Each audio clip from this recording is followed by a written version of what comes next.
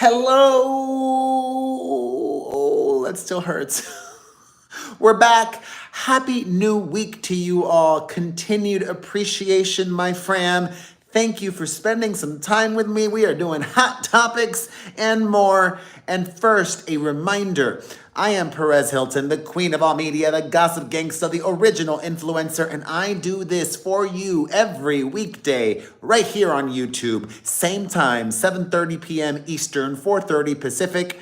Hot topics, super interactive, and fun, I think. I think it's fun. I've also set up a membership on this channel. If you want to support, it would be so greatly appreciated. In addition to really helping out and being a major part of my fam, you get to chat live with me during every premiere because all my premieres are member-only mode.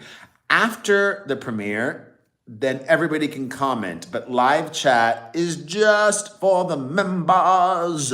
So in 3, 2, 1, I am switching it over to member-only mode. Hopefully my members trickle in like Oz Fly Girl. There she is. But listen, I get it. Not everybody can support with a membership. Hey, Cheryl, Sherry. Hey, DLS. Sorry. There you go. Maybe you can in the future. Hey, Ryan. All right. The Emmys were last night. Did any of y'all watch? Do you have thoughts?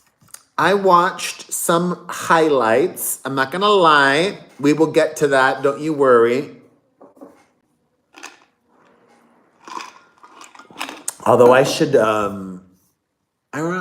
like my headline. I was thinking if I should rewrite the headline. Hey, Adam. All right. The Emmys were last night. I really liked watching the deserved recognition of diverse talent in so many ways. You know, it makes me sad. It really makes me sad that there are so many insecure, jealous, hateful people that don't like diversity because it threatens them. I celebrate diversity. I'm not a cynic and question, ooh, that person only won because they're this, that, or the other, you know, or that person only got a job because they're this, that. They weren't the most qualified. Oh, God. I loved seeing this one Latina actress win a major award. I forget her name. Let me see. I want to correctly Latina actress Emmys. Liza Colon Sayas. Liza Colon Sayas. She's one of the stars of The Bear, which I don't watch, but I was really happy for her. She gave a beautiful speech. She was the first Latina actress to win that category, Best Supporting Actress in a Comedy Series. And I love that she's, you know, up there in age. She's older than me. She's 72 was when she was born. She's 52 years old. 52. What else has she done? Now I'm curious about her. She's done a lot of theater. A lot of theater. That's awesome.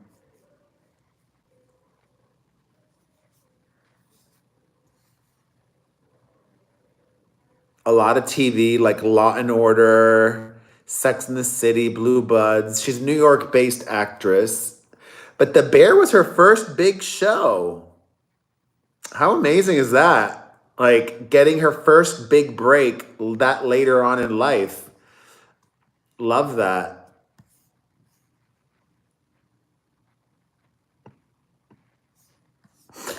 Awesome. All right. Also, there was this Japanese actress that won for this other show that I have not watched. Have you guys seen it? Shojun. Oh. But congratulations to her. Even like diversity when it comes to age. Jean Smart won for hacks. Wait, hacker hacks. Jean Smart hacks. There we go. I don't watch that show, but we love Jean Smart. She, iconic actress from Designing Women.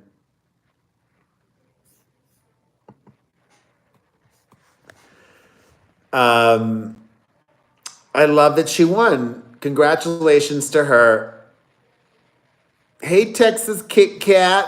Also, as a segue, sad news over the weekend, Tito Jackson of the legendary Jackson family passed away suddenly. He did not, this is what we're told, he did not have a long illness, nothing that he was battling. They believe that he died of a heart attack. Just 70 years old. I don't know, I feel like 70 is still young, My mom is 71. I'm going to be 70 in the blink of an eye. You guys, next thing we know,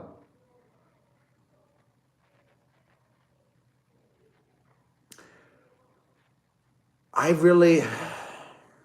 did I do, oh God, now my brain just went there. I just pray. I pray for all of us. Like, I do believe in prayer. You can be non-religious and still pray. I powerfully put intention into this for myself and for you. Like, I pray that we can all retire by 65 or younger. Wouldn't it be amazing if we could retire by 60 or 55 and then just do whatever we want? For me, though, it's tied to my children. Like, I'm not going to be one of those people that goes and lives in Mexico or goes and lives somewhere else because the cost of living is cheaper. I could not be away from my kids. I could not abandon my children like that. That's why people might criticize me for this, but I've told, like, if I don't have enough money when I'm older, I've told my kids, like, you need to take care of your dad when he's older, just like I take care of grandma. So, all right, let's keep it moving. Something that surprised me, I was really surprised that so many people cared about Jane's Addiction. I don't get it. Like, Jane's Addiction was not a popular band. They didn't, I don't know a single Jane's Addiction song. I don't even think they had a hit. Let me look it up. Jane's Addiction Billboard. So obviously by now, some of you saw that there was some major drama at this Jane's Addiction show over the weekend. And we'll talk about that in a second, but let me see. Oh my God. Wow. This is absolutely bonkers. How many hits do you think Jane's Addiction had? 0. They never even had one song in the top 50 of the Billboard Hot 100. In fact, they only had one song that ever charted. They had one song that charted on the Hot 100, and it's a song called Just Because. Never even heard of that one. Been Caught Stealing. I remember like a music video. Was that a music video in a supermarket? Been caught stealing? Is that it? I think so, right? Let me see. Jane's addiction. Been caught stealing.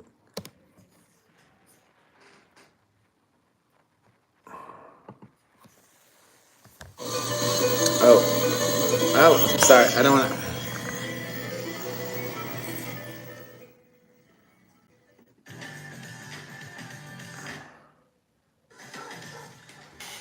Okay, I know that song.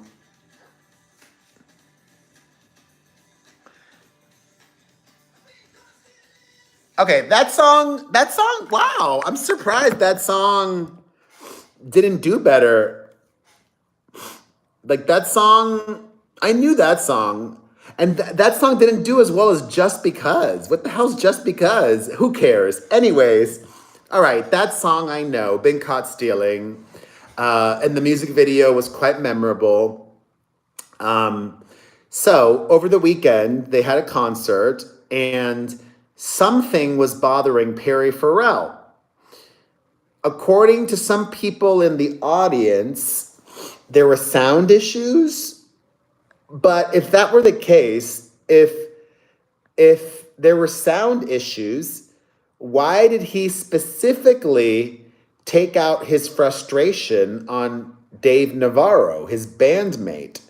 Which some of you might know because back in the day, Dave Navarro was quite the it boy. He dated a lot of famous women. He was married to Carmen Electra. Dave Navarro had a reality show on MTV.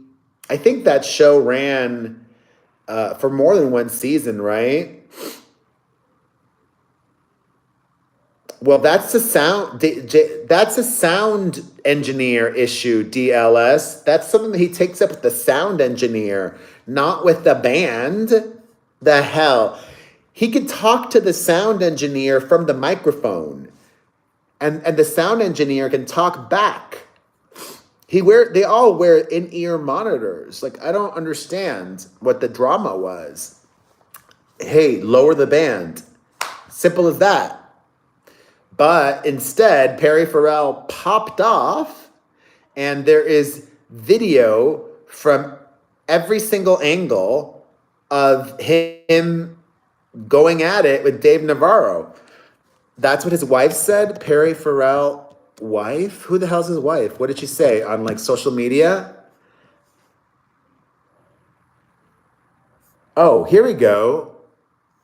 Wife of Jane's addiction frontman says tension and animosity led to on-stage scuffle. Oh. Here we go. This is interesting. Perry's frustration had been mounting night after night. He felt that the stage volume had been extremely loud and his voice had been drowned out by the band. Eddie Lou Farrell wrote in an Instagram post Saturday morning. She said her husband had been suffering from tinnitus and a sore throat, and by the end of the song, he wasn't singing, he was screaming just to be heard. She said her husband later broke down and cried.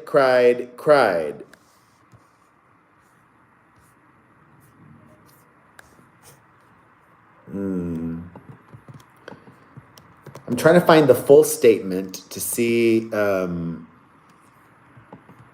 me see here if I can get more context. Sorry.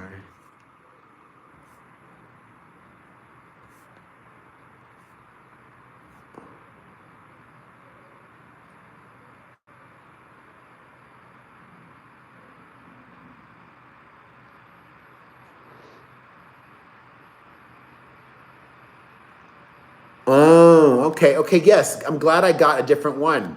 She says also, Perry had been suffering from tinnitus, but when the audience in the first row started complaining up to Perry, cussing at him that the band was playing too loud and they couldn't hear him, Perry lost it. She says the band started the song before Farrell was ready, increasing his frustration.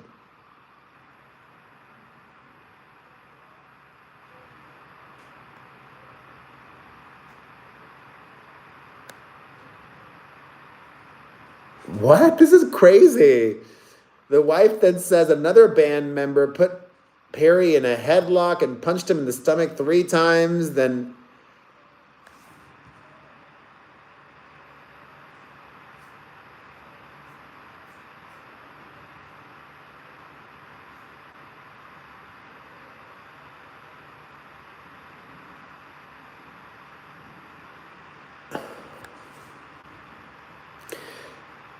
drama. Anyways, so that takes us to the present, and Perry Farrell has apologized. If you have not seen this, he took to his official social media and said, quote, "This weekend has been incredibly difficult, and after having the time and space to reflect, it is only right that I apologize to my bandmates, especially Dave Navarro, fans, family, and friends for my actions during Friday's show. Unfortunately, my breaking point resulted in inexcusable behavior, and I take full accountability for how I chose to handle the situation." Well, despite his public apology, the rest of the band is not having it. They released their own statement saying, quote, "Due to a continuing pattern of behavior and the mental health difficulties of our singer, Perry Farrell, we have come to the conclusion that we have no choice but to discontinue the current US tour. Our concern for his personal health and safety, as well as our own, has left us no alternative. We hope that he will find the help he needs. We deeply regret that we are not able to come through for all our fans who have already bought tickets. We can see no solution that would either ensure a safe environment on stage or reliably allow us to deliver a great performance on a nightly basis." Okay. So that's the latest with Dave Navarro and Perry Farrell and Jane's Addiction.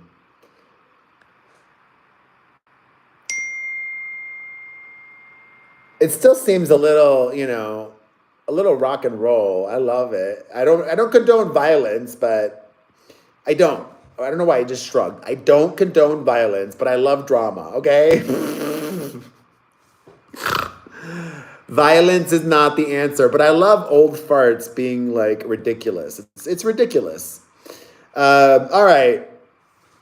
I also don't condone, I don't want to call it ridiculous, but, Chappell Roan is clearly going through it. And I have a lot of empathy for her, but I'm also confused with some of her choices.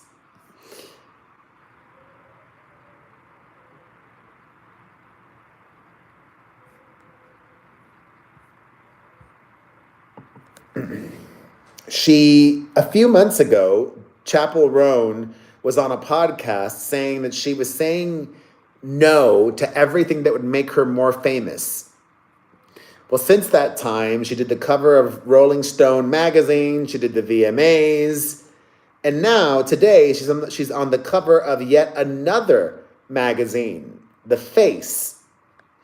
And let me give her the benefit of the doubt and say maybe those two magazines, The Face and Rolling Stone, were arranged months ago. She didn't need to promote it. She could have done it and not promoted it, but she promoted them herself, each of them. She also did the red carpet at the VMAs, which I like, but she could have just done photos. Nope, she did photos and did so many interviews. And every interview was about, fame and complaining about fame and blah, blah, blah. And I get it. I feel for you. I respect your boundaries and your frustration with intrusive fans and disrespectful fans. But the comment that she released today in the Face interview, she's heading into Doja Cat territory. And part of me thinks it's self-sabotage on purpose. which I've heard some people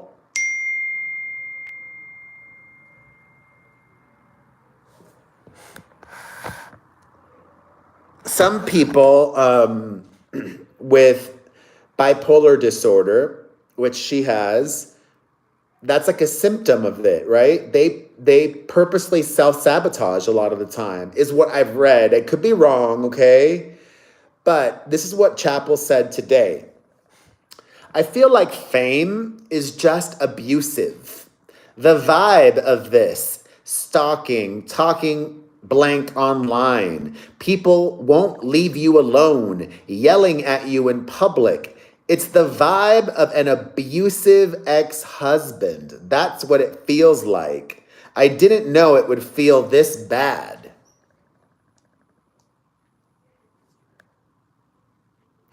I'm not the victim, a victim of abuse, but I do know that words matter, and so does she. She's a lyricist. She knows the importance of words. And personally, it would seem to me as an outsider that comparing fame to being the victim of domestic abuse, I understand it's hard for her. I have empathy. I've seen firsthand what it can do. I understand there are even a lot of fans, or some fans, that cross the line and touch her without consent, touch her aggressively. But being married to somebody that physically abuses you and going through becoming a very famous person, I don't think the two are comparable. And I say that knowing what being that famous does to somebody, and you know, even dealing with my own level of notoriety is what I call it. I'm infamous, I'm not famous. But I saw firsthand with Gaga, and I think she's self-sabotaging on purpose, and I just hope that she can make the changes necessary to be happy on this journey, because I think she's so talented, and I want her to have a long career. All right, on to lighter news, music related. Dua Lipa is being a little shady boots. She sat down with Anderson Cooper for an interview that aired on 60 Minutes. And the most interesting part for me was this one section where Dua Lipa was responding to criticism that we don't really know much about her through her music. She doesn't put a lot of herself in her songs. And she says that's a choice, that it is strategic. She explains, quote, "It's something I just naturally hold back. Some people are just so ruthless with their own private life that they decide to put it all out in a song because they know it's going to attract people's attention." Whom could she be talking about? Some people are just so ruthless with their own private life that they decide to put it all out in one song because they know it's going to attract people's attention. And for me, it was always important to make music that people always loved, not because I was putting someone out on blast, or not because I'm doing it for clickbait at someone else's expense. People love Taylor Swift's music. You can be very personal and specific in your songs and have people love them. I do love Dua Lipa's music, even if some might consider it, they might say it's generic, but I would say it's old school. Like, you know, when you think of Madonna's catalog, or even when you think about Kylie Minogue's catalog, I mean, maybe Madonna's not the best example. 80s Madonna. Madonna in the 80s, her music from, Borderline to Lucky Star, Holiday, Papa Don't Preach was not based on her real life. Like all these songs, they weren't like very personal. They were kind of open-ended songs, general, that appealed to the masses. Pop music, popular music. And that's what Dua Lipa does. Then Taylor, there have always been artists that were very, confessional, like from Carole King to Stevie Nicks and Fleetwood Mac. But I would say Taylor Swift took that and ran with it. Like Taylor Swift does it now more than anybody else. And even those iconic songs from Carole King or, Fleetwood Mac, right? Like they were still pretty embracing. Like you didn't have to know a backstory. You didn't have to know that the members of Fleetwood Mac were all having intimate relations with each other, right? Like you could still enjoy the songs without knowing who they were about or the specifics of them. But Taylor really, even from the very beginning of her career, when she would write code, write clues in the pamphlets, the CD booklets. So I like both. I almost like that Future Nostalgia album, timeless bops. Like there's something about just pure pop that's like forever, that anybody can cover, anybody can sing. Some of these Taylor Swift songs off the most recent album, it's hard for another artist to cover that and put their own spin on it because it's so specific to Taylor Swift. You guys know what I mean? Oh, goodness. Oh, my goodness. I forgot. Obviously, hello. We got to talk about Bennifer. Ben Affleck and Jennifer Lopez reunited over the weekend. We talked a lot about that on my podcast today. Check that out, perezpodcast.com. I find it hella weird. Why meet up in public? Ben and Jen went to the Beverly Hills Hotel, the same place where he allegedly spent a lot of time with Kick Kennedy. Hold on 1 second. 1 second. Sorry. The Beverly Hills Hotel is the place where Ben Affleck spent a lot of time with Kick Kennedy. And that seems to be over, right? It should be noted that Ben and Jen were accompanied by their children. And I'm just so confused. Some people are speculating that Bennifer is back together. No way. No way. But I don't get it. Like, if you're just trying to be nice for the kids, Jen, her twins are almost 17 years old. They're almost 17. They could have met up with Jen Garner or just a play date with the kids by themselves. Or like, why meet up? Why not meet up at one of your houses? Like you're super rich. You've got these big homes. Why go to a place where the paparazzi is going to be at?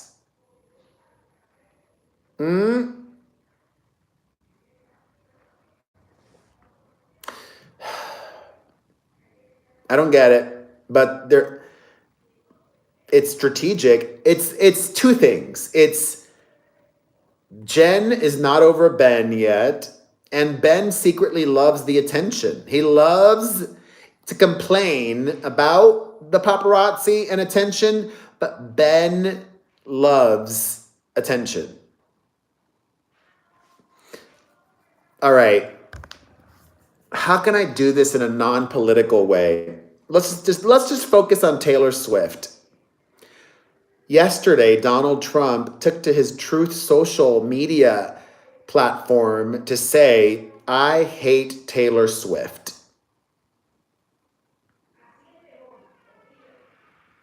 And the worst part is, fudge it. I'm going to get political. Like, these MAGA people will defend him no matter what he says or does. They have an excuse for everything. The excuse that they have for Donald Trump literally sending hate speech to Taylor Swift is that's his opinion. He's entitled to his opinion. He's entitled to his opinion, Sherry. I don't think that a president or a presidential candidate should be speaking that way about anyone, much less a civilian. He is putting her safety in danger. She's already got so many stalkers. She already had to cancel several shows in Vienna because terrorists were going to blow that up. And now he's put a target on her. He hates her. I hate Taylor Swift is what he said. And he didn't even give context. He didn't even say, I hate Taylor Swift because she didn't endorse you. Just a few weeks ago, you were so excited to share that Taylor Swift endorsed you. And then it turns out those were fake AI images.